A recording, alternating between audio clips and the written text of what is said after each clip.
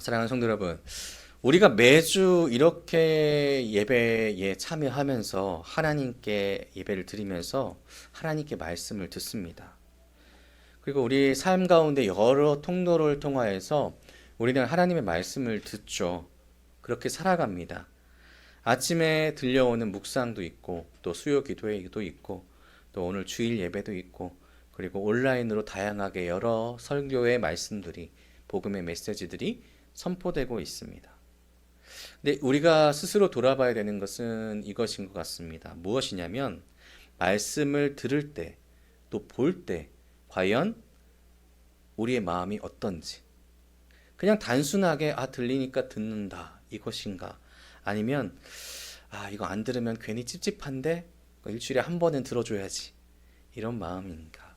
아니면 진정으로 이 말씀을 들었을 때에 이 심장 가운데서 이 마음에서 기쁨이 나고 즐거움이 나고 하나님께서 나에게 이렇게 고백하시는구나. 이런 열정적인 마음을 가지고 있는지, 구원의 메시지로 가슴이 뜨거워지는 그런 메시지를 받고 있는지. 분명하게 우리한테 물어본다면, 우리 스스로가 우리 자신에게 물어본다면, 우리는 오늘 이 시간을 통하여서 우리 신앙의 중심을 조금은 더 잡을 수 있을 거라고 생각을 합니다. 그래서 우리 사랑하는 모든 성도 여러분, 말씀이 여러분과 함께 할 때마다 우리 모든 성도님들의 마음이 날마다 뜨거워지기를 주님의 이름으로 축복합니다. 오늘 본문 배경을 먼저 이야기하자면 유다 백성이 이제 포로기를 겪습니다. 북이스라엘은 아시리아한테 멸망하고 또 그 뒤에 이제 남유다가 바벨론에게 멸망을 해서 포로로 끌려갑니다. 그래서 문화적으로, 경제적으로, 사회적으로 굉장히 어려움을 겪게 되는 상황을 이 포로들이 겪게 되죠. 약자고 또 여러 가지 국책 사업에 끌려가서 중노동을 하는 이들이 바로 이 포로들이었습니다. 그러니까 이 사람들한테 희망이나 아니면 내가 독립을 할 수 있는 능력이나 아니면 힘이 있었을까요? 없었습니다. 스스로 이 민족이 독립을 쟁취할 수 있는 능력은 존재하지 않았습니다. 바벨론이 강성했을 때, 약해졌을 때, 또 그 바벨론을 페르시아가 넘어뜨렸을 때, 그 모든 순간순간마다 여전히 끌려간 포로들은 약자였습니다. 다시금 이스라엘로 돌아갈 수 있는 방법을 스스로 받을 수가 없는 상황이었습니다. 그런데 이 불가능한 일이 이루어졌습니다. 페르시아 고레스 원년 BC 538년에 1월 19일 끌려갔던 이들에게 이제 돌아가도 좋다라는 귀한 명령이 생긴 겁니다. 이것은 단순하게 고레스 왕이 허락한 것이 아니라 하나님께서 이 이스라엘에게 회복의 때를 선언하셨고 너희가 돌아가 회복을 했으면 좋겠다라고 말씀을 하신 거죠.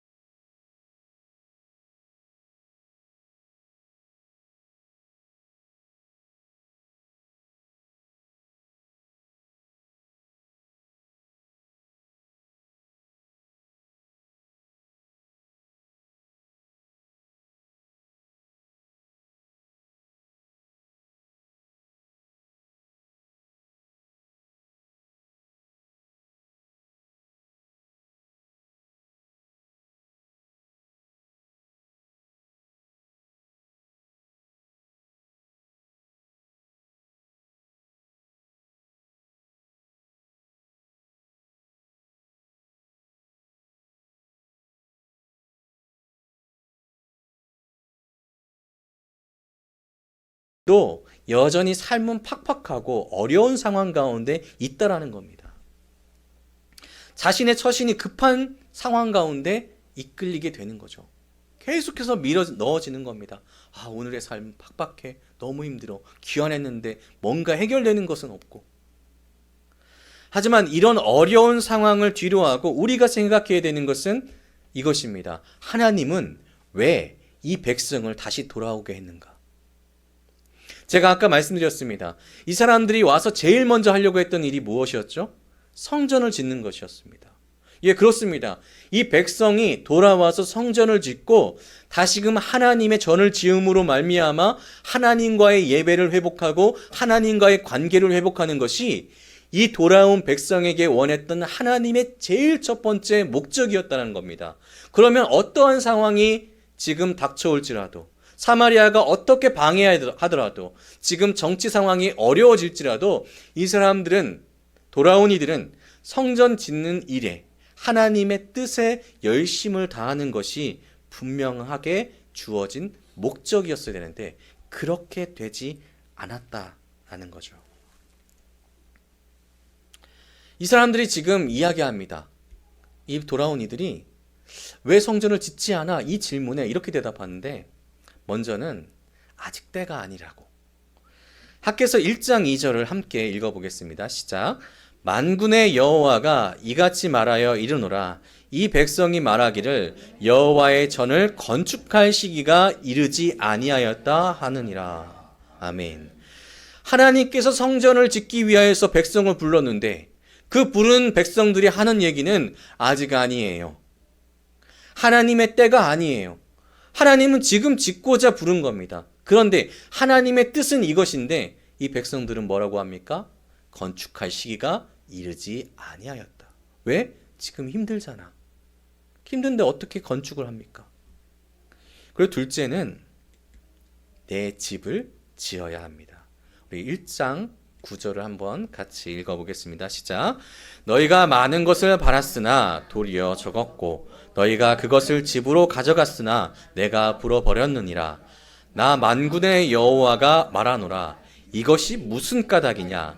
내 집은 황폐하였으되 너희는 각각 자기의 집을 짓기 위하여 빨랐음이라. 아멘.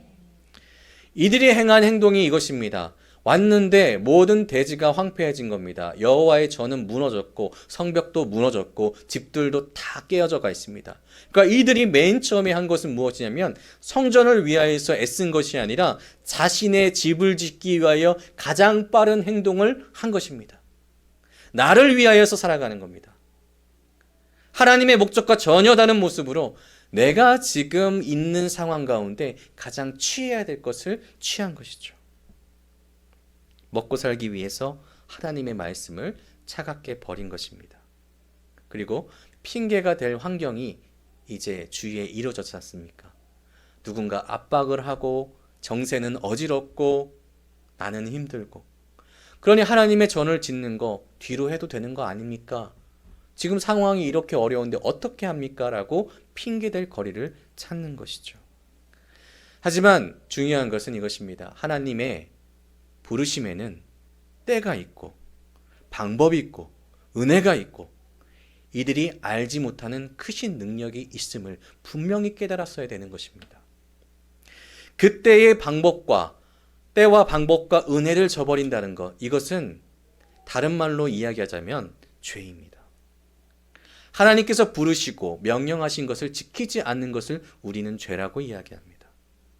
당연히 말씀에 반응해야 되고 말씀 가운데 주어지는 우리에게 주시는 마음이 뜨거워져야 되고 그 뜨거운 마음으로 우리는 행동해야 된다는 것입니다. 순종해야 됩니다. 결국 이들에게 형벌이 내려지는데 학개 1장 6절과 9절 상반부를 제가 읽어드리겠습니다. 너희가 많이 뿌릴지라도 수확이 적으며 먹을지라도 배부르지 못하며 마실지라도 흡족하지 못하며 입어도 따뜻하지 못하며 일꾼이 삭을 받아도 그것을 구멍 뚫어진 전대에 넣음이 되느니라. 9장 3절입니다. 너희가 많은 것을 바랐으나 도리어 적었고 너희가 그것을 집으로 가져갔으나 내가 불어버렸느니라. 아멘. 그들은 자기를 위하여서 먼저 움직였지만 하나님께서는 그들에게 책망하고 계십니다. 너희에게 준비된 가장 중요한 것, 너희에게 준비된 내 선물은 나와의 관계를 회복하는 것이다. 이스라엘 백성에게 가장 하나님께서 원하신 것, 나의 백성에게 원한 것은 나와 사랑을 나누는 것이었습니다. 하나님과 사랑을 나눈 것이었죠. 그랬을 때에 우리의 삶이 해결되고 삶의 문제들이 풀어지고 내 삶에 있어서 어렵게 압박으로 다가오는 모든 환경들이 하나님의 능력으로 인해서 열려지게 되는 것입니다. 그런데 이 백성은 어떻게 행동합니까? 내 힘으로, 내 뜻대로, 내 시간과 내 장소와 내 능력으로 해결하려고 하고 있습니다.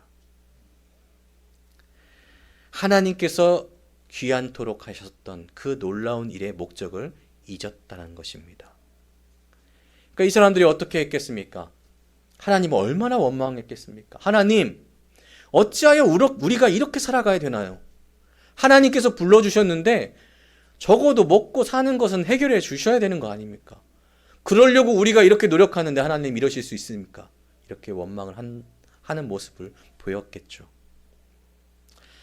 정말로 이렇게 악을 행하고 죄를 행하고 있음에도 하나님께서는 이 백성을 여전히 사랑하십니다. 그래서 학개 선지자를 이들에게 보내주시는데 이 보내심으로 인해서 뜨거운 열정이 생깁니다.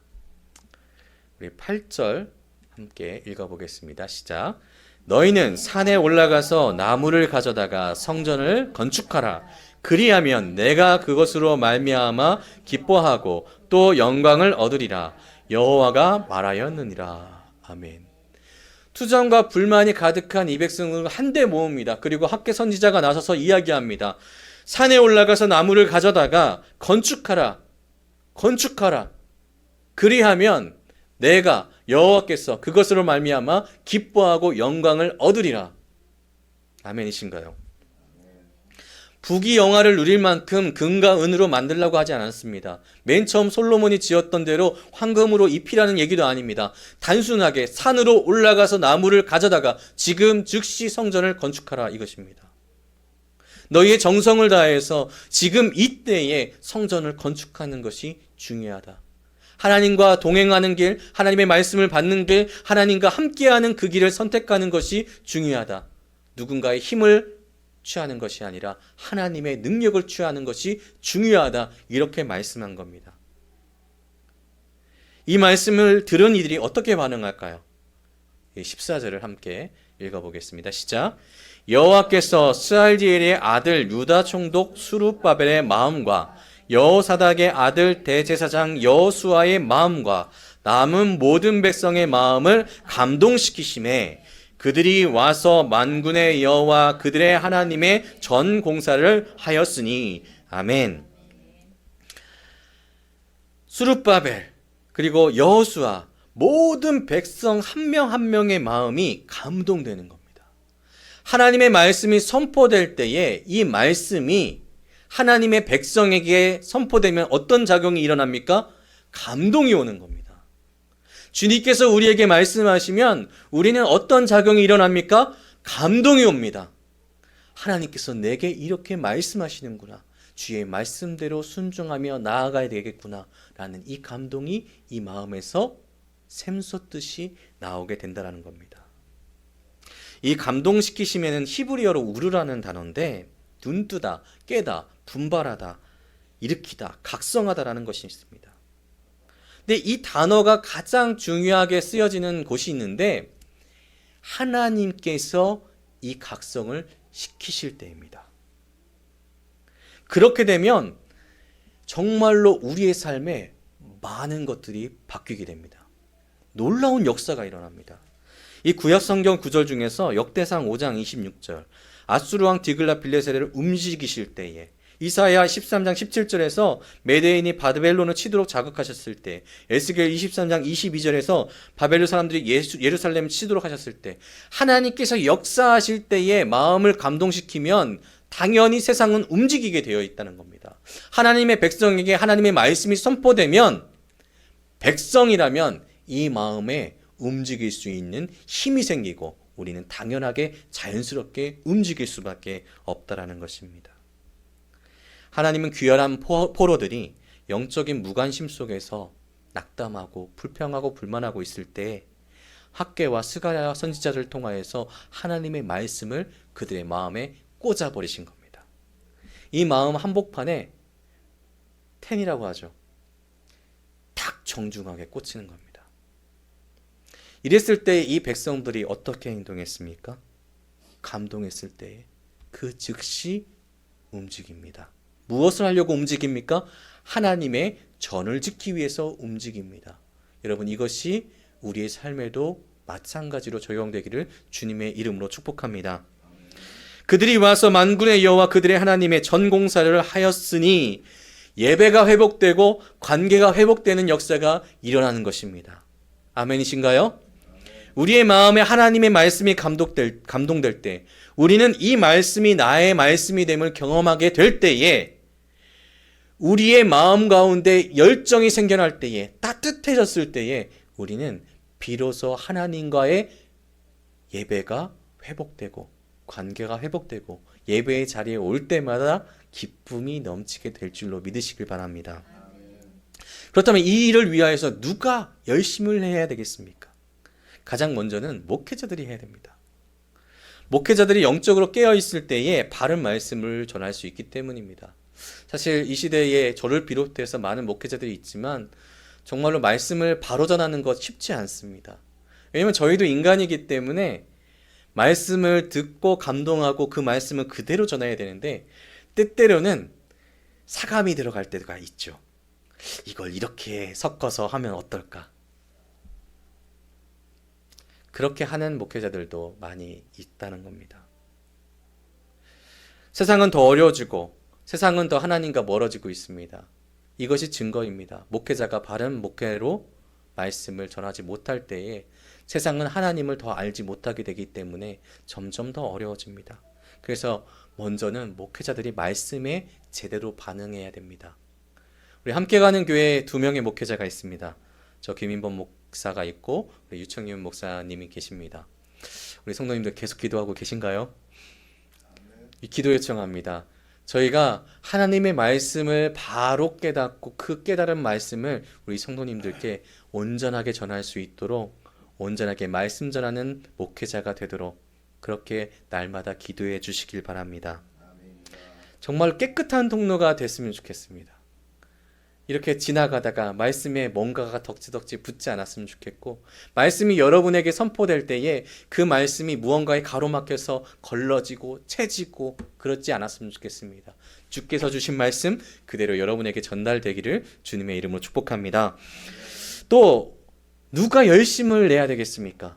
바로 우리 성도님들이십니다. 하나님의 말씀을 전하는 시간 중에 가장 힘든 시간이 언제일까요? 사실 저의 경험으로는 어린이한테 말씀 전하는 게 정말 힘들더라고요. 왜냐하면 오전 온가족 예배 때 애들한테 이제 말씀을 전합니다. 처음 말씀 시작할 때는 얘들아 예배는 바르게 드려야 되지 하면은 아이들이 이렇게 딱 자세를 잡습니다. 근데 한 1분도 안 지나서 주보를 접기 시작하고 옆에 있는 사람 옆구리 찌르고 온몸을 뒤틉니다.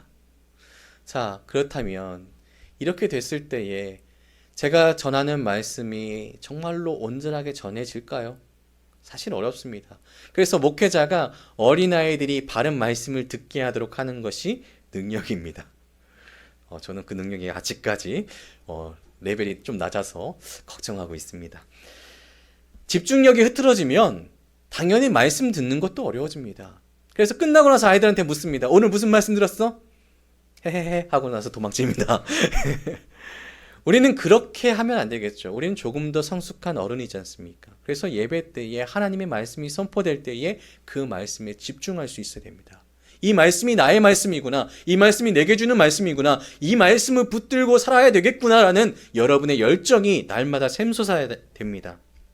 그래서 말씀의 중심을 정확하게 알 수 있는 집중력이 우리 사랑하는 성도님들께 있기를 주님의 이름으로 축복합니다. 우리 12절 한번 저희가 함께 다시 한번 읽어봤으면 좋겠습니다. 저희가 12절 한번 읽어보겠습니다. 시작. 스알디엘의 아들 수르바벨과 여호사닥의 아들 대제사장 여호수아와 남은 모든 백성이 그들의 하나님 여호와의 목소리와 선지자 학개의 말을 들었으니 이는 그들의 하나님 여호와께서 그를 보내셨음이라. 백성이 다 여호와를 경외하매. 아멘. 백성 모두 하나님의 말씀을 듣기 시작했고 다른 곳에 한눈을 팔지 않습니다. 경청입니다. 경청은 세상의 것보다 하나님의 것을 찾는 데 있습니다. 여러분, 하나님의 말씀을 들을 때에, 하나님의 말씀이 선포될 때에 세상 어떤 것에 휘둘리지 않는 집중이 있어야 됩니다. 혹시 우리 교회 화장실 딱 앉으면 그 앞에 문구가 하나 있습니다. 뭐냐면 그리스도인, 예수 그리스도의 십자가 너머의 천국을 바라보는 사람들. 여러분, 말씀이 선포될 때에 우리는 이렇게 살아가야 됩니다. 주님의 말씀의 집중은 하나님께서 우리에게 베풀어 주신 구원의 역사, 예수님으로 귀결됩니다. 예수님을 믿음으로 인해서 구원받는다는 거죠. 날마다 하나님께서 말씀을 여러분에게 선포하는 것은 예수 그리스도를 잊지 말라는 것입니다. 예수님이 여러분을 구원하셨다. 아멘이신가요? 예수님이 구원하심으로 인해서 여러분은 천국에 가시는 천국 시민이 되셨습니다. 그렇다면 그 시민답게 주의 말씀에 순종하며 살아야 될 줄로 믿습니다. 느헤미야와 백성들이 성벽을 완성했을 때를 기억해야 됩니다. 모든 백성이 수문 앞에 모였습니다. 그때에 에스라가 율법책을 읽기 시작합니다. 백성 모두가 하나님의 말씀에 귀 기울이며 그 말씀을 주신 여호와를 경외하며 아멘으로 화답합니다.